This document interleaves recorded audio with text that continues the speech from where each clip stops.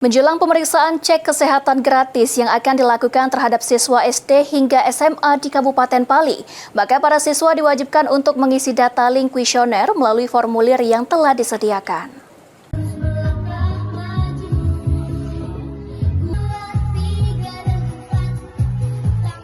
Sebelum pelaksanaan pengecekan fisik bagi siswa sekolah, setiap siswa diwajibkan untuk mengisi formulir kesehatan yang telah disiapkan oleh Dinas Kesehatan Pali. Formulir Google Form tersebut berfungsi sebagai data awal untuk mengetahui riwayat penyakit atau kondisi kesehatan tertentu yang mungkin pernah dialami oleh siswa.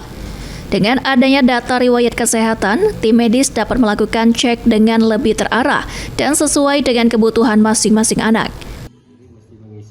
Andi Christian selaku PJ Kesga Gizi menyampaikan untuk saat ini progres CKG sedang berjalan, yang mana pihak sekolah sedang melaksanakan untuk pembagian link kuesioner ke wali siswa untuk mengisinya. Setelah mengisi data tersebut, Dinas Kesehatan bekerjasama dengan Puskesmas secara langsung untuk pemeriksaan secara fisik ke sekolah-sekolah yang ada di Kabupaten Pali. Untuk di CKG sekolah di Kabupaten Pali ini, pihak petugas Puskesmas itu sekarang ini sedang membagikan kuesioner berbentuk Google Form.